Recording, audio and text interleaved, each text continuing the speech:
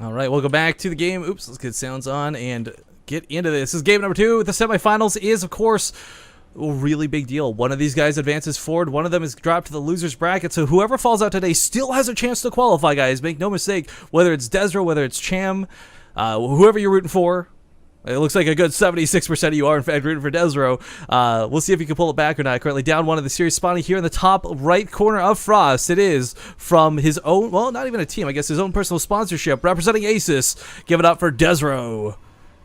And on Twitter, let's get that copy pasted, because I haven't been doing this at all today. It is, of course, at Desrow Fighting, if you want to follow this lovely gentleman. In the bottom right, as the blue Zerg, it is going to be Cham. You find him on Twitter at lag_Cham. Of course, this is a much lesser known player of the two, but doesn't make him any less respectable. Gotta give him props. That read in game 1, really. I mean, it's Desrow went for a greedy opening. It's risky anytime, any matchup, no matter who you are, where you are. Greed is greed, and it's called greed for a reason, and you can get punished for it quite easily, as we saw. Desrow with this very quick probe scout, gonna make sure that doesn't happen again. I was a little afraid that Cham was going to go for a 15 hatch, and then Desrow was going to scout it like super fast and be able to maybe throw a forge down, but not the case. Cham, in fact, went for, once again, that drone scout. Really want to see, Desrow, are you going to try and be greedy again? Because, you know, it's a 4-player map, maybe thinking that's going to be okay now. It's definitely not. And yet again, blocking the Nexus. It's not actually blocking the Nexus because he doesn't even have enough money for it. But he's going to be maybe doing that extractor steal again. Look at that. Desrow really doesn't want that happening. Do you see what Desrow's done here? This is actually quite clever with this probe. He's hidden it behind the trees. Now, yes, with health bars, you can see that there, but still not so visually obvious. So I like that he's not just kind of hidden it. Like, he's actually taking the time to really hide it. Yeah. By the way, guys, if you're afraid of being, having your gas stolen, what Desrow did right there was like pull it and put it right next to the gas. That stops it from being taken sometimes. So, Desrow very aware of that. Yeah, if you right-click on the guys that are like right next to it, it actually does require a build grid to build the extractor. It doesn't just go down, so that's so you can deny the cancels if you're not planning to go for a quicker gas. But Desrow playing gasless once again, totally fine. This sort of jumpstarts his economy. I don't think Cham's going to be able to capitalize on it the same way. I mean, he saw what came, obviously. Oh, he went for a 3 hatch before a pool. That's exactly what I was going to talk about. He's matching greed for greed. Yeah. Wow. So he did go for the 15 hatch, actually. Scouting the fact that the forge wasn't down was a pretty good indicator that I can get away with it. And then why not throw down the 3rd as well? Can we talk about how lucky these guys were, by the way, to both have scouted each other at the same time? I know, right? Like, rarely ever do you see A, the Zerg scout at all with the drone, right? But B, like, scout each other, like, perfectly the first time. Well, Gateway is, he's got a full wall off. Well, not full off, but he'll have a capable wall off that if Cham, like let's say he had flooded lanes at this point, right? Desrow would have been able to make that wall off and he would have been okay behind this. The only downside is, of course, everything's a little bit delayed. You don't have your mothership core, you don't have the forge, yada, yada, yada. Luckily, though, as I said, it was quicker Nexus. If the mothership core's out, hey, that's an earlier overcharge. That's a much more fortifiable position. Well, he actually delayed the forge for a while. You usually get forge first after the Nexus, of course. And then you get the gateway. But he got the gateway first, then the forge. Wasn't too worried about lings popping out, because that's really, like, you want the cannon so the lings don't get near your main, but, you know, Cham went for 3 hatch before pool, so that wasn't going to happen. So already, like, both players, like, reading each other really well and reacting in pretty big ways. Like, this is going to turn out to a really big back game because they both got that really great scout off. Well, Pro from Desrow gonna try and find its way back into the main once again. The downside to Cham also playing somewhat gasless is he doesn't really have the capabilities to keep this probe out. Now that the queens finally spawned, looks like First blood. Yeah, probe's gonna get shut down. So no more scouting, but Desrow does confirm, hey, my opponent's got no gas. I don't have to worry about roaches. And well, I mean, banelings aren't common in this matchup in the first place. Yeah, Rocha, I mean, not Rocha. Baneling all in just kind of phased out when the mothership core was introduced. Well, Cham on 3 bases, Desrow on 2 very early. They do have a pretty even worker count, 33 to 33. Still kind of waiting to see what Desrow's going to go for here. I think for Cham, it's going to be, like, whatever Cham goes for, he's going to be doing it based off of what he sees from Desrow. Desrow, of course, getting that +1 weapons up rather fast could either mean that he's going to go down the Robotech path or go for some gateway aggression. And I mean, let's be honest, what Zerg player hasn't died to like a quick 7 gate off 2 bases, right? Especially with +1. Cham's going to be scouting right now. He's going to see 2 gateways go down, but with the Stalker popping out, the Overlord will die before anything else can be shown.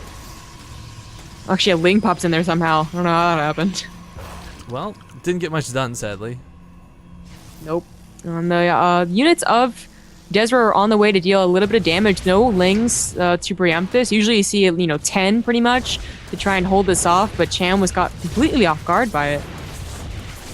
Mothership Core will get that queen by the looks of it. Quite nice there. Of course, Desrow still dancing around with these stock of the Zealot, can leave the base somewhat unscathed, but gonna go back for the other queen. And if this queen goes down, then the Mothership Core can camp this mineral line for a long time and make sure all those drones go down. Oh, but the Mothership Core will be going down. Oh, what health! Oh, it still goes off anyways. I still think, though, getting that one queen was not too bad. Desrow wasn't worried about keeping this alive for an overcharge or anything like that at home defensively, so, yeah. Honestly, it's more than you usually expect anyways, so that, anything is great. Yeah, it's one of those weird acceptable losses. Like, you don't want to have lost it, but you did, so it's not the end of the world. Nah. And you remember, he still has a 3 base. He got all, he got a very greedy opener, so stuff like that is almost, like, completely negligible. Well, coming up here to scout the third at the very least. Cham now knows Desrow has got this base a little bit exposed. This is the problem that all Protoss players are faced with in this game right now, where do you position your army when you take this third base? You have to be ready to defend the natural, you have to be ready to defend the third, and because of this, a hole in the wall, beautiful warp and timing on that Zealot. I mean, there's no speed on this, but even then, like, you just don't want to let that happen. Actually, a very awkward force field turns out to be an amazing force field as it gets quite a few of those legs. Cham, man, this is like such a, not like a super late metabolic boost, but being delayed like this, he's just not able to maneuver with the Lings, I think, the way he wants to. Yeah, it would have been honestly just sad to see a bunch of slow Lings get past that hole.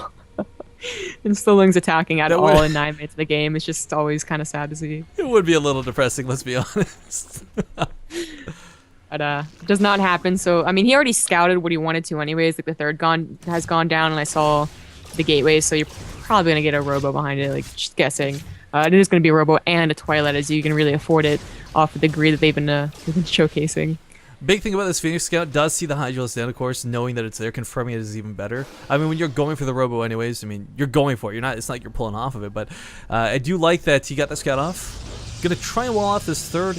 It's such an awkward base to have to deal with, though, because, of course, Cham could easily run some roaches to the top of the cliff, some Hydralis, too, if he wants, and try and rain down from on top. Simply walling off might not stop it, but then again, on the other hand, a lot of Zerg players tend to swarm. You go hard for that third base. You don't send, like, 3 or 4 units. No, that's more of a Terran's thing right there, getting on that high ground. Super annoying. Fourth is also going down, but that's a bit of a bold fourth. It's going towards the Protoss, and, I mean, Desrow was moving out, but he's not moving out anymore. So it will survive, and it will provide probably just the gas for right now. For Desrow, he's got some sentries involved with this army, of course. We saw earlier today, sentries can be quite easily bypassed if you go for some tunneling claws, but the problem is, tunneling claws have a bit of a limited time in which they're really effective. Going in this late in the game, with a lot of Hydras already invested in, I don't think we'll see tunneling claws come out of Cham, but I would like to see them anyways, just to have them for the utilization. It's always a surprise. You can always... there's definitely some Protosses who don't make sure to get an Observer because they would be so surprised by it, right? But Desrow did get an Observer, so wouldn't have maybe been as effective, but super cool to see anyways. That time warp really good with no muscular augments. The Hydras are already slow enough as is. And despite the fact that Cham was trying to split Desrow's forces, all it took was one time warp to stop that. Gonna pop the overcharge here at the third. Pretty well so far. He's having a difficult time though. He completes around. Yeah, there's a lot of Hydras coming. They might not be fast, but they still have a lot of damage associated with them. The Roaches, of course, not too scared. The force fields are running out. Ugh. Very nice snipe right there. Yes, definitely. Reinforcement. Oh, that Immortal coming from behind. A little unfortunate. Will get picked off by the Hydralis. One of the front lines is going to go down as well with no more Immortals on the map. Sadly, a Roach Remax is not out of the question, but still investing heavily in Hydralis, playing heavily with Lings. This is, Desrow's gonna be I don't know, he's gonna be hard pressed to hold this. The Nexus is already so low, and the overcharge is running out in a few moments. Yeah, and he ran out of sentries, just warped a few more in. Oh, those are High Templars, sorry. So he's completely out of sentries. Those High Templars are gonna be useful to make an Archon. That's it. Storm is far away from finishing. There's no way it's gonna help out here. Oh, Desrow again with that clutch warp in. So Lynx will not get by, but looks like he'll focus down the Nexus. Can he get it? It's going to be close. The Hydras are going down very quickly, but with 21 health, Desrow holds. Looks Some Lynx. Anything. Yeah, the hatchery, or sorry, the Nexus might stand, but the Zealot in the main wall, of course, getting very low. If he had been able to break that and run through and kill some probes, maybe it would have been worth it. Maybe, as you have the big hesitation, but Again, Desrow is just sitting here on a knife's edge as far as this Nexus is concerned. Not going to let this go down. Cham wants to just, I think if he could, he would just kind of YOLO into it, but he's actually not able to. Desrow's got a very strong force out here. Lynx can't run past this, and Hydralisk will die. So now try to put some pressure into the natural. This is where a lot of Desrow's reinforcements are coming in. He's on level 2 weapon upgrades. If he sniped off this Forge, I would love to see that to stop the +3, but Desrow, with a small amount of Stalkers, no blink going down. Here come the Storms.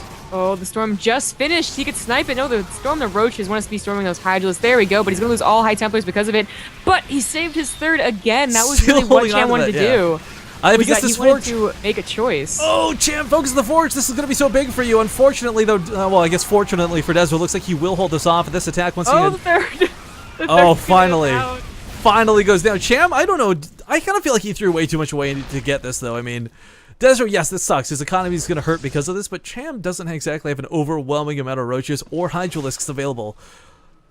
I agree. It was a good idea, but the actual follow through wasn't that great. Plus that, that effing Nexus, right? Like Cham's gonna be so mad at that it took him so long to get it, but just everything else also didn't quite work out as good as it might have seemed in the first second, right?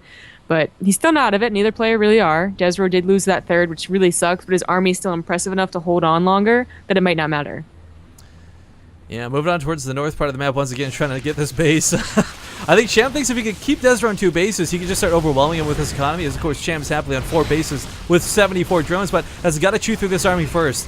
Time Warp unfortunately wasn't the best out of Desrow, but it keeps the Roaches from pushing too far forward. Storms are still holstered and available, and they do ignore armor, but Roaches have a hell of a lot of health. Yeah. You want to be careful going up that ramp. You don't know if there's a sentry waiting. Oh my god, the Storms blanket everything. Those were the only Storms, though, so this is a really bad choke. This is a really bad choke for Cham, though. Archon's the pushing Archons forward. aren't getting on the action, so it's turning out okay. By the way, upgrades have been a non-issue right now. Yeah, it's been 0-0 for Cham, which is weird to consider. Finally finished jumping his 1-1. Desrow, of course, on level 3 weapon upgrades did manage to get those done, and looks like still trying to hit from multiple angles. Cham, finally, with his 1-1, might be able to start making something happen, but what's interesting to consider is Desrow with no armor upgrades. It doesn't really matter that he's got no weapon upgrades going for him.